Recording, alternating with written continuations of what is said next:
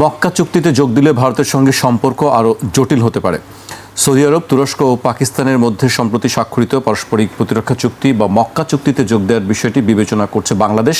পররাষ্ট্র প্রতিমন্ত্রী হুমায়ুন কবিরের বরাতে তথ্য জানিয়েছে বার্তা সংস্থা রয়টার্স। বিশ্লেষকদের বরাতে রয়টার্স দাবি করেছে, এই জোটে যোগ দিলে দেশের ভারসাম্যপূর্ণ পররাষ্ট্রনীতি, বিশেষ করে প্রতিবেশী ভারতের সঙ্গে বাংলাদেশের বৈদেশিক সম্পর্ক আরও জটিল হতে পারে।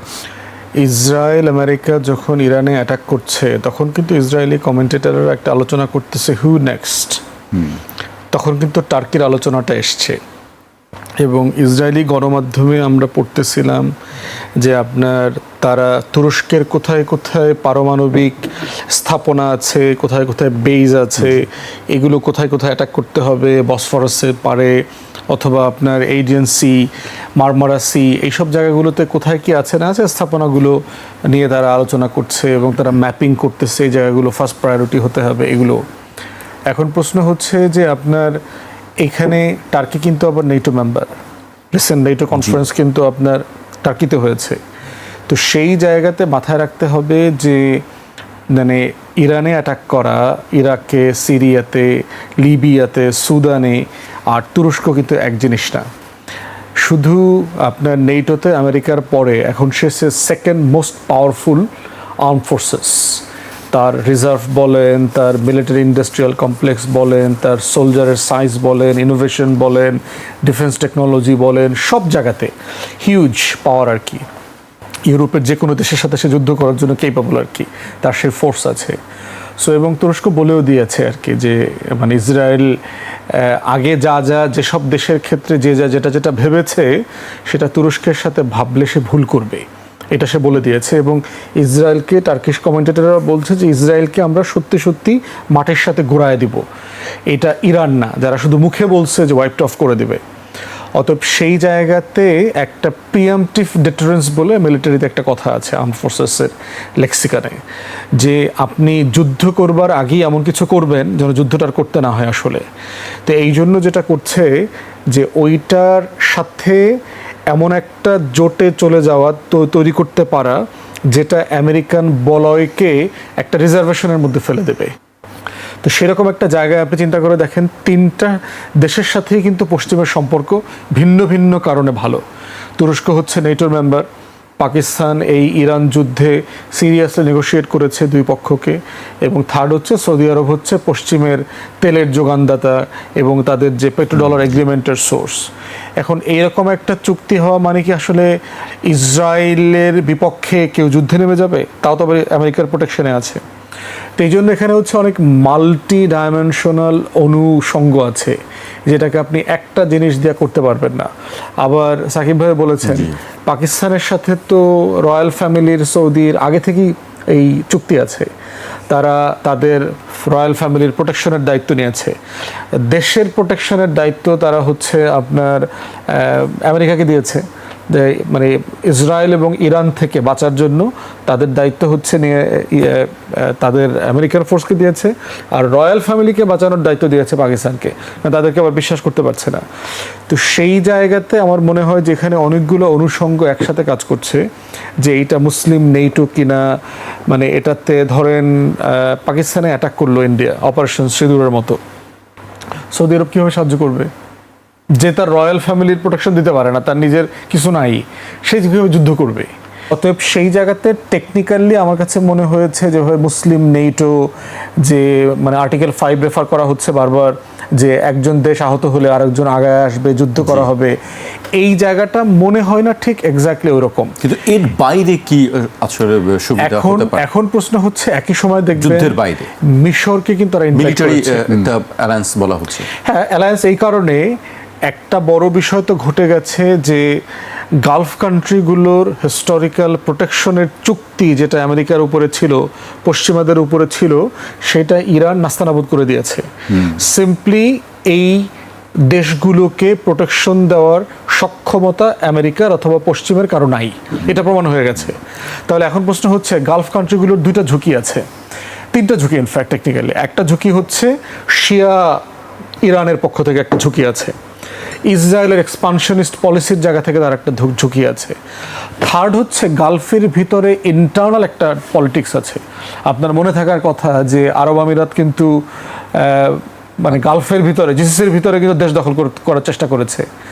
কাতার ইমিডিয়েটলি তুরস্ককে বলে তার ডিপ্লয়মেন্ট নিয়ে আসতে হয়েছে, তাকে ব্লকেট দিয়েছে, বাকি দেশগুলো মিলে তার সাথে ব্যবসা বাণিজ্য লেনদেন সব বন্ধ করে দিয়েছে। তুরস্ক ইনফ্যাক্ট কাতারকে সেভ করেছে ওই সময়টাতে। এবং আজকে যদি আপনি মোসাদের অপারেশন দেখেন, out of Israel the largest Mossad operation station হচ্ছে দুবাই, আরব আমিরাত। তার থার্ড লার্জেস্ট অপারেশন স্টেশন হচ্ছে ইন্ডিয়াতে। তাহলে এই রিলেশনশিপগুলো তো মাথায় রাখতে হবে যে এরা তো আবার গালফ কান্ট্রিরও মেম্বার, সৌদি আরব, দুবাই, কাতার টাতার মিলা যারা আছে। তাহলে আপনি জিসির তো নিজস্ব প্রোটেকশনের প্রোটোকল আছে যে আপনি এখানে আঘাত করতে পারবেন কি পারবেন না। তো এই জন্য আমার কাছে মনে হচ্ছে যেভাবে মুসলিম নেটো এটা সেটা বলা হচ্ছে, ব্যাপারটা এরকম না। বাট ইন্ডিয়ার তো জেনুইন ভয়ের কারণ আছে।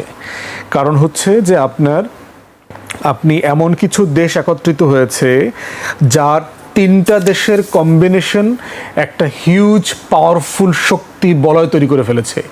পাকিস্তানের কাছে পারমাণবিক বোমা আছে, তুরস্ক এখন আমেরিকার পরে সবচেয়ে বড় মিলিটারি ইন্ডাস্ট্রিয়াল কমপ্লেক্সের মালিক, আর হচ্ছে সৌদি আরবের কাছে হচ্ছে টাকা, অফুরন্ত টাকা আছে। তো এই সব কিছু যদি যোগ করেন, এটা নিঃসন্দেহে যে কোনো দেশের জন্য একটা গুরুত্বপূর্ণ হুমকির জায়গা বেশ করে। আমার কাছে মনে হচ্ছে ইন্ডিয়ার ভীতিটা জোটে বিষয়ে না, বিষয়টা হচ্ছে বিভিন্ন কারণে গত 2 বছর থেকে বাংলাদেশ কিন্তু তুরস্ক, চায়না এবং পাকিস্তানের সাথে তার সম্পর্ক, প্রতিরক্ষা সম্পর্ক প্যারালালি বৃদ্ধি করছে। এবং গতকালকে দেখছেন আপনি চাইনিজ বিমান আনবার ব্যাপারে উপদেষ্টা সরাসরি বলে দিয়েছে চুক্তির প্রিপারেশন চলছে টাকা সাপেক্ষে। অতএব সেই জায়গাতে এই বাইল্যাটারাল সম্পর্কটা তাকে মানে আরও বেশি মানে চিন্তিত করে ফেলেছে, দুশ্চিন্তার মধ্যে ফেলে দিয়েছে। এবং আরেকটা বড় সংকটের জায়গা হচ্ছে সৌদি আরব এবং গালফ কান্ট্রিতে কিন্তু ইন্ডিয়ার হিউজ মার্কেট আছে। যদি এই তিনটা দেশ একসাথে মিলে কাজ করে, যুদ্ধে যাওয়া ছাড়াই ভারতের অর্থনীতিকে প্রচণ্ড রকম করে বিপদে ফেলতে পারবে। একটা হচ্ছে এইসব দেশ থেকে ভারত পেট্রোলিয়াম আনে, মিনারেল যত জিনিসপত্র আছে এই দেশগুলো থেকে আনতে হয়। দ্বিতীয়ত হচ্ছে হিউজ এক্সপার্ট কমিউনিটি আছে ইন্ডিয়ান সৌদি আরবে এবং আলাদা গালফ কান্ট্রিগুলোতে। এই মার্কেটটা যদি বন্ধ করে দিতে চায়, সৌদি আরব বন্ধ করে দিতে পারবে। কারণ এইটা রিপ্লেস করবার মতো লেবার ফোর্স আবার পাকিস্তানের আছে, বাংলাদেশের আছে। সেই টোটাল লেবার ফোর্স আপনার মিয়ানমার আমার শত্রু রাষ্ট্র, নো ডাউট। প্রশ্ন হচ্ছে আপনি এই জোটে থেকে সেটা ডিল করবেন না আপনি আসলে বাইল্যাটারাল জোট করবেন। পাকিস্তানের সাথে আমার আলাদা সম্পর্ক, তুরস্কের সাথে আমার আলাদা সম্পর্ক এবং চায়নার সাথে আমার আলাদা সম্পর্ক, সেই সম্পর্কগুলোর ভিত্তি করে আপনি প্রতিরক্ষার জায়গাতে আসবেন। আর একটা জিনিস মাথায় রাখবেন, সৌদি আরব এবং গালফ কান্ট্রিগুলো পাকিস্তানকে এবং তুরস্ককে যেভাবে দেখে, বাংলাদেশকে কিন্তু মোটেই ততটুকু সম্মান দিয়ে দেখে না। মিসকিনের দেশ বলে, প্রচুর ফকির মিসকিন আছে, কিন্তু ওই জায়গাটা কিন্তু পাকিস্তান তুরস্কের জন্য মানে বাস্তবতা না। অতএব সেরকম একটা রিয়েলিটিতে আপনি এখানে ঢুকলে সম্মানজনক সদস্য পদ আপনি পাবেন কিনা, এটাও কিন্তু মাথায় রাখতে হবে। জি, আপনার কাছে আমি আসবো, আমি সাকিবের কাছে আসতে চাই। আপনার কাছে কি মনে হয় বাংলাদেশের কি আসলে এই জোটে যোগ দেওয়া উচিত কি উচিত না, বা আমাদের জন্য আসলে লাভ ক্ষতির কি বিষয় আছে? প্রথম কথা, এর মধ্যে আর কয়েকটা কথা যেটা ডিসকাস হয় নাই, আমি সেই কয়েকটা কথা বলি। দুইটা দিক আনি। ফুয়াদ তো অনেক কিছু বললেন, সেটা হচ্ছে দুটো দিক আছে। একটা হচ্ছে যে নেটো বলেন বা যে কোনো জোটবদ্ধ এর মধ্যে ইন্টার অপারেবিলিটি বলে একটা কথা আছে। অর্থাৎ একজনের অস্ত্র যাতে বা সরঞ্জাম যাতে আরেকজন ব্যবহার করতে পারে। ধরেন আপনার একটা জোটের একটা দেশের অনেকগুলো ট্যাঙ্ক নষ্ট হয়ে গেল, ধ্বংস হয়ে গেল, সে যাতে অন্যের ট্যাঙ্কটা ব্যবহার করতে পারে। এখন দেখেন এখানে কিন্তু এটা করতে পারবেন না, কারণ টার্কিশ হচ্ছে কি আপনার টার্কিশ হচ্ছে আমেরিকান এবং তাদের নিজস্ব, অন্যদিকে পাকিস্তানটা হচ্ছে পাকিস্তানের নিজস্ব, আর একটা হচ্ছে চাইনিজ। তাহলে চাইনিজ আর আমেরিকানের তো ইন্টারঅপারেবিলিটি নাই। এমনকি যারা সাধারণত চাইনিজ জিনিস বিক্রি মানে কিনে, তাদেরকে আমেরিকান জিনিস দিতে চায় না। আপনার টার্কি থেকে কতটুকু হেল্প পাবে সেটা আমি জানি না। ও যেটা বললেন ঠিক সেটা ঠিক, যে আমরা কিন্তু এর আগে বলেছি যে আমরা আপনার তৈরি করব, আপনার ড্রোন তৈরি করব বা অন্যান্য সরঞ্জাম তাদের সাথে তৈরি করব। দ্যাট আমার মনে হয় যে সেটা একটা ভালো পদক্ষেপ ছিল। আমি জানি না এটা কত দূর এগিয়েছে। সো এটা একটা সমস্যা আছে আমাদের, হ্যাঁ, যে আমরা ইন্টারঅপারেটিবিলিটি আছে কিনা। সেকেন্ড যে সমস্যাটা আছে সেই সমস্যাটা হচ্ছে আমাদের দেখতে হবে যে আমরা যদি এখানে জয়েন করি, আমাদের আর্মির লেভেল তো হইতে হবে, তাহলে পাকিস্তান আর্মির লেভেল পর্যন্ত মতো, মানে যেমন ধরেন ন্যাটো কিন্তু একটা স্ট্যান্ডার্ড মেনটেন করতে হয়, হ্যাঁ, ওয়ার্সো প্যাক্টেরও আমি শিওর যে একটা স্ট্যান্ডার্ড মেনটেন করতে হতো। ঠিক সেরকমভাবে আপনি যদি ইসলামিক ন্যাটো বলেন বা যেই বলেন, যেই জোটবদ্ধই বলেন, সেখানে কিন্তু আপনি এই একটা স্ট্যান্ডার্ড মেনটেন করতে হবে। হ্যাঁ, একদম সবাই যে একই হবে একদম না, কিন্তু কাছাকাছি হইতে হবে। সো তার মানে হচ্ছে যে বাংলাদেশের জন্য আমি মনে করি যে তার জন্য কিন্তু প্রচুর ট্রেনিং তখন দরকার হবে, তার প্রচুর আরও সমরাস্ত্র দরকার হবে, যেই সমরাস্ত্রগুলো সে ব্যবহার করতে পারবে এবং ব্যবহার করে শিখতে পারবে। এই যে বড় বিনিয়োগ, এটা আমাদের টাকা নাই, এই টাকা আমাদের নাই। এই টাকা কি আমরা ওই মক্কা প্র্যাকটিক্যালে পাবো? সেটা কিন্তু আমাদের একটা বিষয়। সো আমার সেনাবাহিনী যদি, আমার সামরিক বাহিনী যদি প্রফেশনালাইজেশন হইতো, তাহলে ইয়েস, ওয়াই নট। আমি তো চাইবো যে আমার একটা প্রফেশনাল বাহিনী থাকুক, আমার বাহিনী শক্তিশালী হোক, তাহলে কিন্তু আমার আপত্তি ছিল না। কিন্তু এটা আছে কিনা আমাদেরকে দেখতে হবে। আর আমাদেরকে দিয়ে যদি খালি সিভিলিয়ান কাজ করাতে চান, তাহলে তো আমি, you understand what I am saying, যে আপনি যদি আমাকে দুধ ভাত বানাইতে চান, বাংলাদেশের প্রতি একটু এক ধরনের হস্টিলিটি আছে। সেইখানে যদি এখন যদি ধরেন আমরা মেম্বার হইলাম, আমার কথা হলো আমরা মেম্বার হইলাম এবং আমরা সুযোগ পাবো, আমাদের প্রফেশনালিজম আর বাড়বে, আমরা এটাতে ডিসিশন নিলাম যে এটা হবে, এটা আমাদের জন্য ভালো, তাহলে আমাদের আরেকটা জিনিস দেখতে হবে যে আমাদের জন্য ঝুঁকি কতটুকু বাড়বে। আর উই গোয়িং, আমি ইংরেজিতে বলছি সরি, কিন্তু এখানে আমরা কি একটা সফট আন্ডার বেলি হব? মানে আপনি চিন্তা করেন, turkey is very much capable, Pakistan is very much capable, Saudi আরবে ইজ কোয়াইট প্রোটেক্টেড। আপনি জানেন যে কয়েকদিন আগেও কিন্তু সিরিয়াতে, যেখানে আপনার টার্কিশ কনসেন্ট্রেশন, তার কাছাকাছি কিন্তু বম্বিং করেছে ইসরায়েল। সো এইখানে কি ইসরায়েল কিছু করবে কিনা সেটাও আমাদের বোঝা উচিত। আমি বলছি না যে আমাদের ভয় পাইতে হবে, I am not saying that I should become scared, but আমার তো এটার একটা অ্যাসেসমেন্ট থাকতে হবে এবং আমি এটার জন্য কাউন্টার দেওয়ার জন্য আমি এটার জন্য প্রিপেয়ার আছি কিনা সেটা আমাকে দেখতে হবে। তাহলে আমার মনে হয় উইকেন্ড, তখন আমরা এগুলো ডিসিশন নিতে পারবো, তার আগে তো ডিসিশন নিতে পারছি না। জি, চীন থেকে চতুর্থ প্রজন্মের 20টি J-10CE মাল্টিরোল যুদ্ধবিমান কেনার আলোচনার জন্য চুক্তির খসড়া তৈরি করেছে বাংলাদেশ। অন্তর্বর্তী সরকারের এই উদ্যোগ এগিয়ে নিচ্ছে বিএনপি সরকার। $2.14 বিলিয়ন সমপরিমাণ 26,314 কোটি টাকা ব্যয় হবে এতে। 8 অর্থ বছরে দাম পরিশোধ করা হবে। 10টি বিমান ঘাটতি পূরণে কেনা হবে, বাকি 10টি বিমান কেনা হবে বিমান বাহিনীর নতুন স্কোয়াড্রন গঠনে। মঙ্গলবার প্রধানমন্ত্রীর উপদেষ্টা ডক্টর জাহিদুর রহমান সচিবালয়ের সংবাদ সম্মেলনে জানান, চীন থেকে J-10 যুদ্ধবিমান কেনার প্রক্রিয়া এগিয়ে নিচ্ছে সরকার। এটি নিয়েও আলোচনা হচ্ছে, আসলে এটি আমাদের কতটুকু লাভজনক হবে। একটা বিষয় দেখেন যে আগের আলোচনার এক্সটেনশনে, জি, সেটা হচ্ছে যে ইরানকে এবং মিশরকে এই জোটে জয়েন করবার জন্য বলা হয়েছে। এখন এই মিশর এখন পর্যন্ত কোনো কথা দেয় নেই, ইরানও বলছে আমি অবজার্ভ করছি, দেখতে পাচ্ছি আর কি দেখছি। দিন শেষে যেহেতু তিনটা দেশের সাথেই পশ্চিমের সম্পর্ক ভালো, এই জোটটা কি শিয়া সুন্নি বিরোধে জড়ায়া যাবে কিনা, এটা কিন্তু একটা হিউজ ঝুঁকির জায়গা আছে। কারণ পশ্চিমারা শিয়া সুন্নি ডিভাইডটাকে যখন প্রেজেন্ট করে, তখন দেখবেন সৌদিকে বলা হচ্ছে leader of the Sunni world. Saudi রাজ পরিবার, তাদের যেহেতু মক্কা মদিনার নিয়ন্ত্রণ তাদের হাতে আছে। আর দ্বিতীয়ত হচ্ছে ইরানকে বলা হচ্ছে leader of the Shia world, Shia কমিউনিটির। এখন এই কমিউনিটির মাঝখানের বিরোধের জায়গাটা আমরা দেখেছি গত 40 বছর ধরে আমেরিকা কীভাবে লালন পালন করেছে।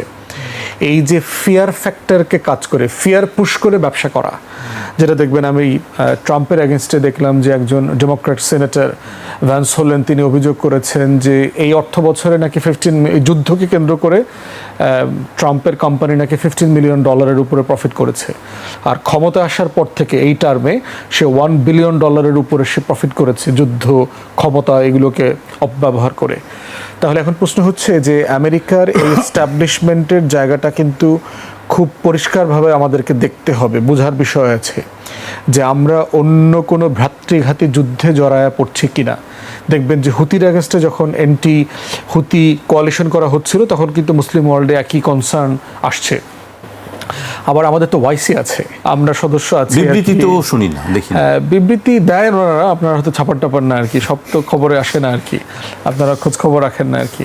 তো এই জন্য রাখি, কিন্তু আমি এই যে সম্প্রতি আপনি বলি যে ইরান যুদ্ধ নিয়েও তো খুব একটা আমি তাদের অ্যাক্টিভিটিস মানে কোন পক্ষে দেবে, কারণ সমস্যা হচ্ছে ইরানও তার সদস্য, আবার সৌদি আরব, গালফ কান্ট্রিগুলো তার সদস্য, আবার আমেরিকা আছে ওই পারে।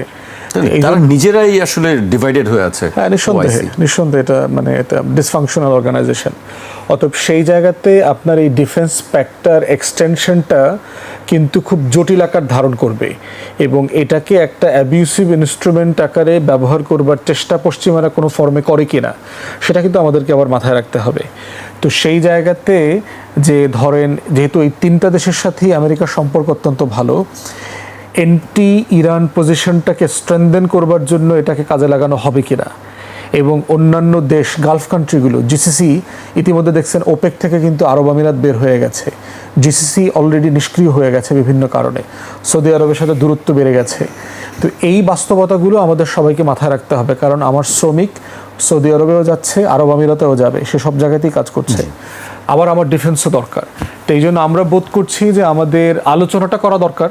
আমার মনে হয় যে তুরস্ক, ইয়ানিস আফাক থেকে শুরু করে বিভিন্ন জায়গাতে তুরস্কের লিডারশিপের পক্ষ থেকে একটা আগ্রহ আসছে, তারা চায় বাংলাদেশ এই জোটে আসুক, আলোচনা চলুক। সৌদি আরবে যাওয়ার ব্যাপারে প্রাইম মিনিস্টারকে দাওয়াত দেওয়া হয়েছে, পিএম যাক, সেখানে বিষয়গুলো নিয়ে খোলামেলা কথা হোক, এবং আমরা কিভাবে এখানে অংশগ্রহণ করতে পারি, কোন শর্তে। এবং আমাদের একটা জিনিস মাথায় রাখতে হবে, ইসরায়েল সাপেক্ষে মধ্যপ্রাচ্যের যে রাজনীতি, তুরস্কের যে রাজনীতি, নেটোর সাথে যে রাজনীতি, ভারত পাকিস্তান এবং দক্ষিণ এশিয়ার রাজনীতি কিন্তু একই ম্যাপে চলবে না, এটা নিজস্ব গ্রামার আছে। অতএব সেটাকে মাথায় রেখে আমার স্বার্থ বিবেচনা করাটা হচ্ছে সবচেয়ে গুরুত্বপূর্ণ, এবং সেক্ষেত্রে আমরা বোধ করছি যে আপনি সর্বোচ্চ বেনিফিট কোথায় পাবেন, বাইল্যাটারাল সম্পর্কে গেলে পাবেন না মাল্টিল্যাটারাল প্যাক্টে গেলে পাবেন। জয়েন করে ফেললে কিন্তু আপনার অব্লিগেশনও তৈরি হবে, সেটা আপনি আসলে ডিসপেন্স করতে পারবেন কিনা। এখন প্রশ্ন হচ্ছে যুদ্ধ বিমান কেনার ব্যাপারে। দেখেন, আওয়ামী লীগ হিস্টোরিক্যালি, আওয়ামী লীগ এবং বাংলাদেশের বামরা দেখবেন হিস্টোরিক্যালি হচ্ছে অ্যান্টি মিলিটারি একটা পজিশন নেয়।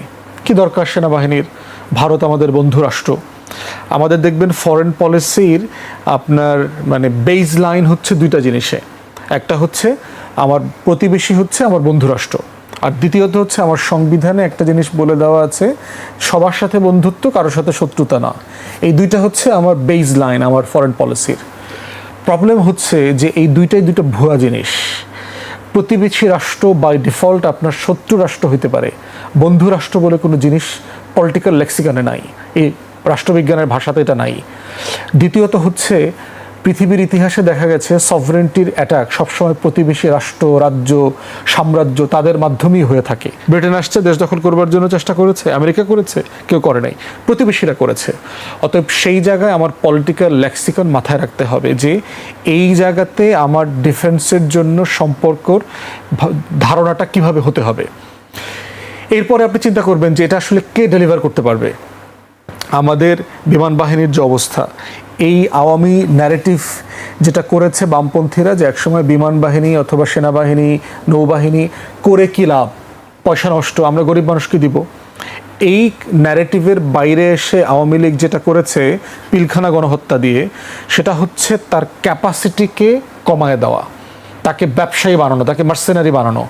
তাকে দেখবেন যে আমার টোটাল ফোর্সকে কিভাবে কর্পোরেশন, কোম্পানি, গরুর ফার্ম, ছাগলের ফার্ম, পেট্রোল পাম্প, বাসের ব্যবসা, এই সব কিছুর ভিতরে জড়ায় দিয়েছে। স্কুল, কলেজ, বিশ্ববিদ্যালয় সব কিছু করে, সে শুধু যুদ্ধ করে না।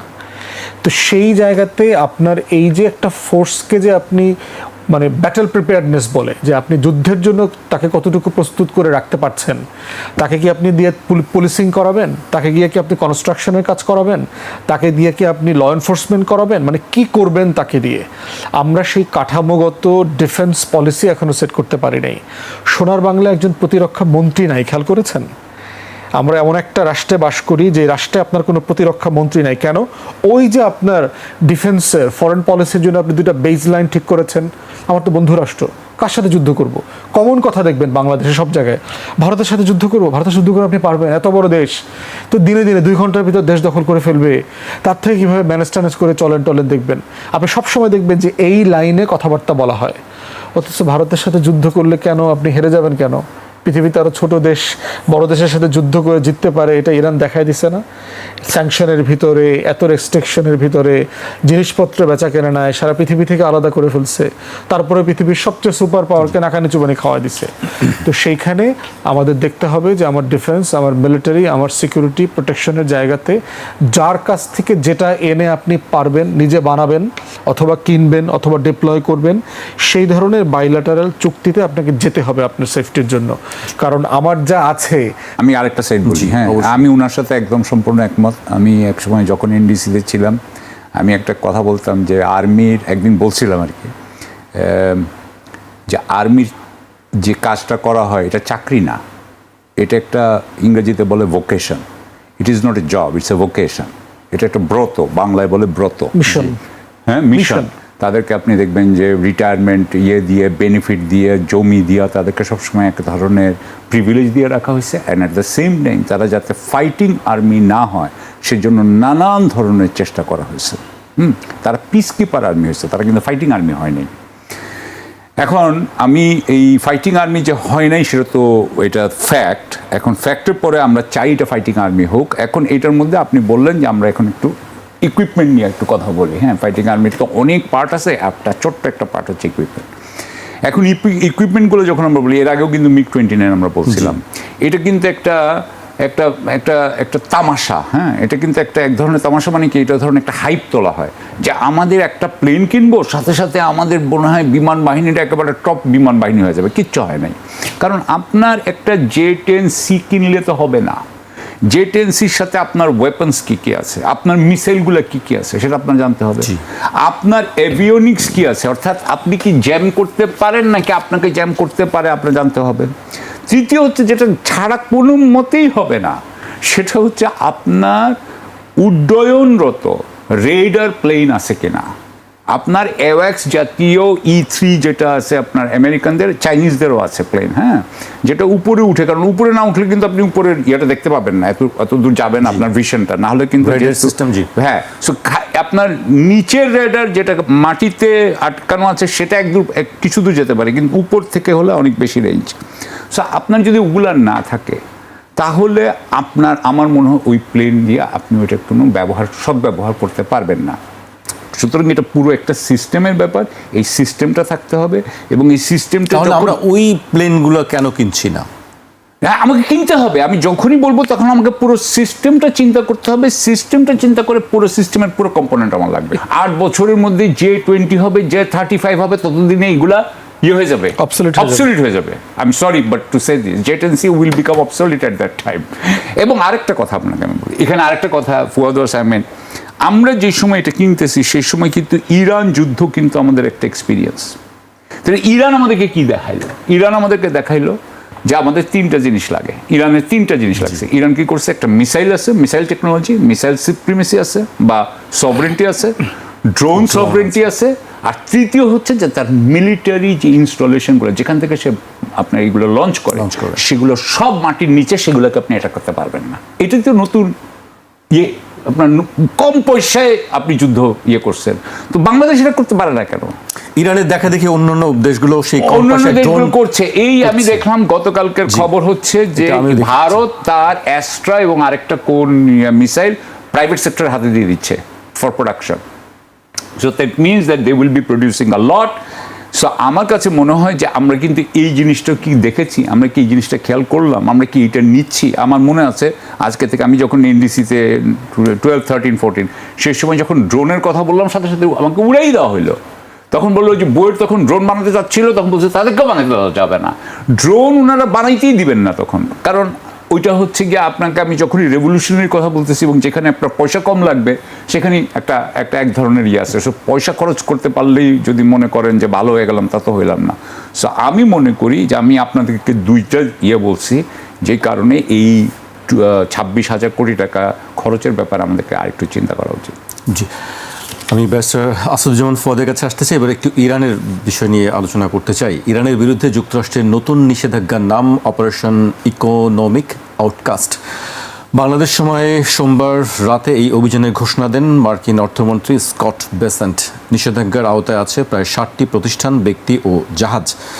সোমবার রাতে সংবাদ সম্মেলনে বেসেন্ট আরও জানান, প্রেসিডেন্ট ডোনাল্ড ট্রাম্প বিশ্ব নেতাদের ফোন করে ইরানের সঙ্গে লেনদেন না করার অনুরোধ জানিয়েছেন। তবে বেসেন্ট কোনো দেশের নাম উল্লেখ করেননি। অপারেশন ইকোনমিক আউটকাস্টের প্রেক্ষাপটে তেহরানের সঙ্গে ঢাকার বাণিজ্যের প্রসঙ্গটিও সামনে আসছে। মানে এটা কি বাংলাদেশের উপরে কোনো প্রভাব পড়বে কিনা, এই বিষয়টি কি মনে হয় আপনার? দেখেন, টোটাল ট্রাম্পের আমেরিকা ফার্স্ট পলিসি যেটা সে নিয়ে সে ইলেকশন জিতেছে, এটা তো সারা দুনিয়ার বিজনেসকে স্লোথ করে দিয়েছে। এবং আমেরিকারও কিন্তু বিজনেস প্রোডাক্টিভিটি খুব ভালো না, বরং চায়না মানে ডেসপারেটলি ভালো করছে, কোনো হিসাব ছাড়া ভালো করছে। যদিও দুনিয়ার গণমাধ্যমে চায়নাকে আমরা বুঝি কম, চিনি কম, তার ল্যাঙ্গুয়েজ ব্যারিয়ারের কারণে তাকে আমরা তার মানে অ্যাক্সেস বুঝতে পারছি না। চায়না কিন্তু প্যারিটি ওয়াইজ কিন্তু এখন দেশের মানে দুনিয়ার টপ ইকোনমি, $44 ট্রিলিয়ন তার হলো জিডিপি সাইজ। আপনি যদি তথ্য প্রযুক্তি বলেন, এআই বলেন, মানে আপ টু ডেট টেকনোলজির পেটেন্টশিপ দেখেন, প্রত্যেকটা জায়গাতে সে আমেরিকা এবং পশ্চিমের থেকে অনেক বেশি আগায় আছে। 40 বছর ধরে সে 79 থেকে স্যাংশন চলছে। নতুন করে আপনি এই দেশটার উপর আর কি স্যাংশন দিবেন? কিছু দেবার নাই তো। ইরান এই স্যাংশনকে মাথায় রেখেই গত 45-46 বছর ধরে বিকল্প অর্থনীতি তৈরি করেছে। তার বিটকয়েন ইকোনমি, তার ব্ল্যাক মার্কেট ইকোনমি, যেভাবে বলেন আর কি, সে মানে বাইল্যাটারাল ট্রেড করবার জন্য যে এক্সচেঞ্জ প্রোগ্রামে সে চলে গেছে। সে অনেকগুলো দেশের সাথে মানে নিজস্ব মুদ্রায় সে লেনদেন করছে, রাশিয়ার সাথে, চায়নার সাথে, বিভিন্ন দেশের সাথে সেটা করছে। এবং এটা আরও বাড়ছে, এটা কমবে না, এটা বাড়াবই আর কমবে না। আমেরিকার কথা কে শুনছে? কথা বলা আছে দেখছেন যে অনুরোধ করেছেন। ট্রাম্প কখন অনুরোধ করে? ফোনে আপনি হচ্ছে স্যাংশন দিচ্ছেন, আবার স্যাংশনটা যেন বাকিরা মেনে চলে সেই জন্য আপনি অনুরোধ করছেন। আমেরিকা তো এরকম দেশ না। আপনি স্যাংশন দিয়েছেন, চিঠি ইস্যু করেছেন, সব দেশ অটোমেটিকলি এটা মানবে, এরকম একটা ক্ষমতার জায়গাতে তারা ছিল। এখন তো তারা নাই। তাহলে সেই জায়গায় আবার উল্টা দেখেন যে সকল মাইন্ড পরিষ্কার করা হয়েছে হরমুজ থেকে, আমেরিকা তো বলেছে গত 1-2 দিনের ভিতরে। আবার সিআইএ প্রধান গোপনে দেখবেন একটা ট্রান্সপোর্ট, সামরিক ট্রান্সপোর্ট হেলিকপ্টারে করে লাটভিয়া হয়ে রাশিয়াতে গেছেন। হঠাৎ করে রাশিয়াতে যাওয়ার কি প্রয়োজন হয়েছে তার? শুধু ইউক্রেন। রাশিয়ার তো স্যাটেলাইট সাপোর্ট কি ইরানকে দিচ্ছে না? আপনার টোটাল এই ইসরায়েলের কোথায় কি আছে না আছে, টোটাল মধ্যপ্রাচ্যে কি আছে না আছে, এই সাপোর্ট তো রাশিয়া দিয়েছে তাকে। তাহলে কি করতে চাচ্ছে? আমার কাছে মনে হচ্ছে যে একটা বড় জায়গা হচ্ছে ট্রাম্প একটা অনারেবল এক্সিটের পথ খুঁজতেছে, যেটা সে পাচ্ছে না। যেই কাজটা ঘটলে পরে সে ওয়াশিংটনের ব্যালকনিতে দাঁড়ায় ওভাল হাউসে সে বলতে পারবে যে আমেরিকা ওয়ান দ্য ওয়ার। এইরকম একটা জায়গা সে খুঁজতে চাচ্ছে। এবং সে বাচ্চাদের মতো করে চকলেট খুঁজতে দেখবেন, যখন বাবা চকলেট না দেয় মায়ের কাছে যায়, মা যখন চকলেট না দেয় কাজের বুয়ার কাছে যায়, কাজের বুয়া যখন দেয় না তখন পিয়নের কাছে যায়, দারোয়ানের কাছে যায়, দারোয়ান যখন দেয় না তখন হচ্ছে আপনার রাস্তার ভিক্ষুকের কাছে গিয়ে সে একটা চকলেট চায়। ট্রাম্পের অবস্থা হয়েছে এরকম। ইউরোপিয়ান ইউনিয়নের কাছে গেছে, তারা ফিরাইয়ে দিচ্ছে, নেটোর কাছে গেছে, তারা ফিরাইয়ে দিচ্ছে, মধ্যপ্রাচ্যের আমির ওমরারা যারা আছেন খলিফারা ফিরাইয়ে দিচ্ছেন। এখন সে আর কোথাও খুঁজে পাইতেছে না। এখন সে রাশিয়াতে লোক পাঠাইছে, দেখো কিছু একটা করা যায় কিনা আর কি। তো এখানে শুধুমাত্র ইউক্রেন যুদ্ধের বিষয় আজ নাই, এখানে ইরানের বিষয় আলোচিত হচ্ছে। তো টোটাল দুনিয়ার ক্ষমতার ভরকেন্দ্র বদলে গেছে। চায়না আর একটু অ্যাসার্টিভ হচ্ছে, যদিও সে মানে মাসল ফ্লেক্স করতে অভ্যস্ত না, তারপর সে ইরানের ব্যাপারে আর একটু শক্ত স্টেটমেন্ট দিয়েছে, রিসেন্টলি দেখলাম। বাট মোটা দাগে মনে হচ্ছে ইরানকে নতুন করে আর এফেক্ট করবার মতো কোনো জায়গা আসলে আমি যতদূর জানা আছে আমি তেমন কিছু কিনে বলে আমি মনে করি না। কারণ আমরা যেই তেলটা কিনি সেটা কুয়েত থেকে কিনতাম। আমরা একটু আমাদের রিফাইন্ড তেল লাগে, একটু বেটার কোয়ালিটির। ইয়েরটা হচ্ছে হাই সালফার কন্টেন্ট বোধহয় ইরানেরটা, সুতরাং ইরানের থেকে আমরা তেল কিনি না। ইরানের থেকে গ্যাস বোধহয় আমরা কিনেছি কিনা তাও বোধহয় কিনি নাই। সুতরাং আমার মনে হয় আমাদেরকে এটা এফেক্ট করবে না। দ্বিতীয় কথা হচ্ছে যে ইরানের ব্যাপারে, ইরানের সাথে আপনার যাদের সবচেয়ে বড় আপনার যারা তার বড় পার্টনার, সেটা হচ্ছে চায়না, ইউএই, পাকিস্তান এবং আরও কয়েকটা দেশ আছে। চায়না ইতিমধ্যেই বলে দিয়েছে যে তারা আমেরিকার এই চুক্তিকে এই নিষেধাজ্ঞাকে তারা প্রত্যাখ্যান করে, তারা এটা মানবে না, এবং তারা বলে দিয়েছে যে তুমি যদি এটা করো আমরা উল্টা তোমার উপর করবো, এটাও বলে দিয়েছে। সুতরাং সে আছে। আপনি জানেন এই মুহূর্তে যেটা চলছে সেটা হচ্ছে কানাডার সাথে আমেরিকা চলছে, আপনি জানেন কি না? এবং আপনি তো জানেন যে এটা প্রচণ্ড একটা যুদ্ধ চলছে। কানাডা বলেছে বোধহয় সেপ্টেম্বরের 3 তারিখ থেকে না 8 তারিখ থেকে তারাও বোধহয় 50% করে ট্যাক্স ইয়ে করতেছে আমেরিকার উপরে। আমরা ছাড়বো না, আমরা আমাদের ইয়ে ছাড়ছি না।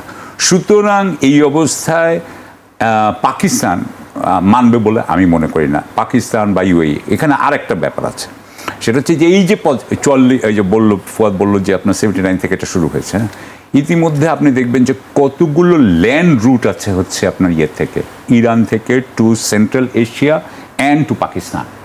আপনি মনে রাখবেন যে 14টা বা 16টা দেশের বর্ডার আছে ইরানের সাথে। ইরান তো একদম মাঝখানে, ইরানের সাথে 16টা দেশের বর্ডার আছে। আপনি ওখানে যে বাই রোড যে ইয়েগুলো হবে, ট্রেডগুলো হবে, ওটা আপনি আটকাবেন কীভাবে? ওখানে তো ডলারও হবে না, আর আজকাল ডলারে ওরা করেও না। এখন ডলারের বিপরীতে দুটো কারেন্সি আসছে, একটা হচ্ছে ক্রিপ্টো, এখন সবাই ক্রিপ্টো ইউজ করতে পারে, আরেকটা হচ্ছে কি আপনার ডিজিটাল ইউয়ান। আপনি আরেকটা জিনিস শুনেছিলেন, আমি আরেকটা I am sure everybody knows, shadow tanker fleet. এখন ট্যাঙ্কার আছে যেগুলো শ্যাডো, যেগুলো কিন্তু ইয়েকে জানায় না যে সে চলে আসতে হবে। যাদের আমেরিকায় যাওয়ার খুব লোভ আছে, থাকার লোভ আছে, তাদের জন্য খারাপ খবর, দুঃসংবাদ বলতে হবে। সেটা কেন করছে আবার এটা? হ্যাঁ, আমেরিকা আবার কেন এই বিষয়ে? কারণটা হচ্ছে যে এইটা যতই করা হচ্ছে, এখানে কিন্তু একটা জিনিস মনে করি যে সেটা হচ্ছে যে ইমিগ্রেশন বা ইমিগ্রেশনের ব্যাপারে তো রিপাবলিকান যে ভোট ব্যাংক ছিল তারা তো খুবই অ্যান্টি ইমিগ্রেশন ছিল, এবং এই যে ইমিগ্রেশনের ব্যাপারে তাদের ট্রাম্পের এই কোয়ালিশন এখনও মোটামুটি ইনট্যাক্ট। কিন্তু যেমন ধরেন জিনিসপত্রের দাম বেড়ে গেছে, ইরানের যুদ্ধতে যাওয়া হয়েছে, এই কয়েকটা কারণে কিন্তু তার কোয়ালিশন কিন্তু খুব খারাপ অবস্থায় ভেঙে যাওয়া। সো যেই ইস্যুটাই সে এখনও সমর্থন ধরে রেখেছে, সেখানে যদি আরও 2 লক্ষকে আমি যদি পাঠাইতে পারি, হ্যাঁ, এটা আর কেউ এইভাবে পাঠায় নাই, সেটা দেখে এই যে মিড টার্ম হবে, তো মিড টার্মের আগে নিজের সমর্থনকে একটু ভারতের সাথে আমাদের যেহেতু বিরোধিতা আছে এবং বাংলাদেশ কোনো একটা বহুপাক্ষিক প্রতিরক্ষা জোটে কখনো মেম্বার হয় নাই, এই প্রথমবারের মতো যদি সে কোনো একটা সদস্য হয়, সেখানে বাংলাদেশের অনেক দায়বদ্ধতা বেড়ে যাবে এবং এটা বাংলাদেশের জন্য সুযোগ সৃষ্টি করবে না হুমকি সৃষ্টি করবে না ঝুঁকি সৃষ্টি করবে, সেটা আমাদের ভেবে দেখার বিষয় আছে। সুতরাং আমি মনে করি এটা অত্যন্ত গুরুত্বপূর্ণ বিষয়। প্রথম কথা হচ্ছে যে আমাদেরকে এই প্রেক্ষাপটটা আগে বুঝতে হবে যে এটা আগে একবার সৌদি আরবের সাথে একবার বাংলাদেশ শেখ হাসিনার সময় একটা অ্যান্টি হুথি আপনার কোয়ালিশনের মেম্বার ছিল, কিন্তু সেই সময় বাংলাদেশের সেনাবাহিনীকে খুব একটা কোনো কাজ করতে হয় নাই বা যুদ্ধ করতে হয় নাই হুথিদের বিরুদ্ধে। সেখানে পাকিস্তানও ছিল, সৌদি আরবের সাথে অন্যান্য দেশও ছিল, ইজিপ্ট সবাই ছিল, অনেকে ছিল। এরপরে এইবার যেটা হলো যে ইরানের সাথে যখন যুক্তরাষ্ট্রের যুদ্ধ হইল, তখন ইরান যুক্তরাষ্ট্রের, আচ্ছা এখানে একটু বলা দরকার, একটু লেট মি গো ব্যাক।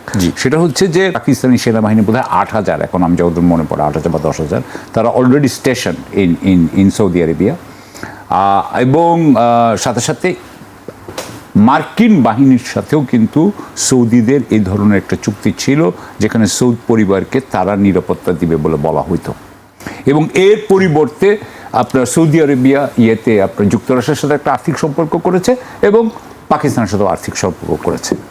এখন আমি আসি যে এরপরে কিন্তু আপনি জানেন যে ইরানের সাথে সৌদি আরবের কিন্তু বিরাট আপনার বিরোধপূর্ণ সম্পর্ক ছিল, যেটা কয়েক বছর আগে চীনের মধ্যস্থতায় এটাকে করা হয়, একটা নিষ্পত্তি আনা হয়, কিন্তু তারপরেও তাদেরকে বন্ধু ভাবাপন্ন এটা কিন্তু ধরা যাবে না। তাদের মধ্যে এক ধরনের শীতল আপনার কোএক্সিস্টেন্স, শীতল সহাবস্থান বলতে পারি। এরপরে যেটা হলো, যখন ইরান যুদ্ধ শুরু হলো, তখন যুক্তরাষ্ট্র যেই ঘাঁটিগুলো করেছিল, যেই ঘাঁটিগুলোর রেখে যুক্তরাষ্ট্র এই গালফ কান্ট্রিজকে, সৌদি আরবিয়া এবং আর অন্যান্য যে 5টা দেশ, সেই 5টা দেশকে সে বলছিল যে আমরাই তোমাদেরকে প্রতিরক্ষা দিব, আমরাই তোমাদেরকে নিরাপদ রাখবো, ইরান তোমাদেরকে কিছু করতে পারবে না। এখন এই অবস্থায় তাহলে যদি এই ঘাঁটিগুলো না থাকে যুক্তরাষ্ট্রে, তাহলে সৌদি আরবকে কেউ আক্রমণ করে, তাহলে সৌদি আরবকে রক্ষা করবে কে?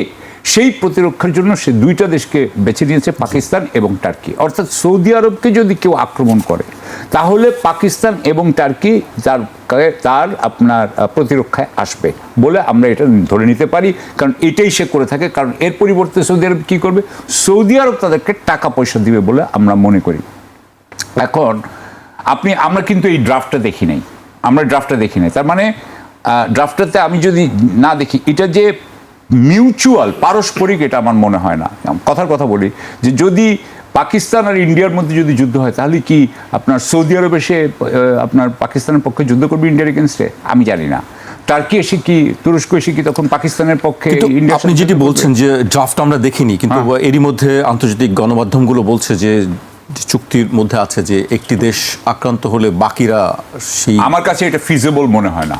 তখন ওরা এসে যাবে, আপনার সৌদি F-15 ফাইটার প্লেন এসে যাবে এগেইনস্ট ইন্ডিয়া। এবং এখানে আরো একটা সমস্যা আছে, তুরস্ক সৌদি আরব কি তখন ইন্ডিয়ার বিরুদ্ধে যুদ্ধ করবে কিনা। এবং এখানে আরো একটা ব্যাপার আছে, কিন্তু মনে রাখবেন যে সৌদি আরব এবং টার্কির কিন্তু যে যুদ্ধাস্ত্রগুলো আছে সেগুলো কিন্তু আমেরিকান। ওই যুদ্ধাস্ত্রগুলো কিন্তু আমেরিকার শত্রু দেশ না হলে কিন্তু আপনি ব্যবহারও করতে পারবেন না মোস্ট প্রবাবলি। ইন্ডিয়ার বিরুদ্ধে ব্যবহার করতে ওরা পারমিশন দিবে কিনা সেটা নিয়েও কথা আছে। সো আমি সেই জন্য বলছি যে আপনি যেটা দিয়ে শুরু হয়েছিল যে ভারত আমাদের বাংলাদেশের ব্যাপারে চিন্তা করে, বাংলাদেশ যদি সত্যি সত্যি জোট নিরপেক্ষ একটা মানে জোটবদ্ধ একটা দেশ হইতো, যদি এটা সত্যি সত্যি এমন হইতো যে বাংলাদেশের উপরে বাংলাদেশ যদি ভারত দ্বারা আক্রান্ত হয় তাহলে তুরস্ক এবং পাকিস্তান, কথার কথা বলছি, বা পাকিস্তান সে বাংলাদেশের হয়ে বিরুদ্ধে যুদ্ধ করবে, ইন্ডিয়ার বিরুদ্ধে যুদ্ধ করবে, তাহলে অবশ্যই জিনিসটা মানে ভারতের জন্য ভারত মনে করতে পারে যে তার ঝুঁকি বেড়ে যাচ্ছে, এটা মনে করতে পারে সে।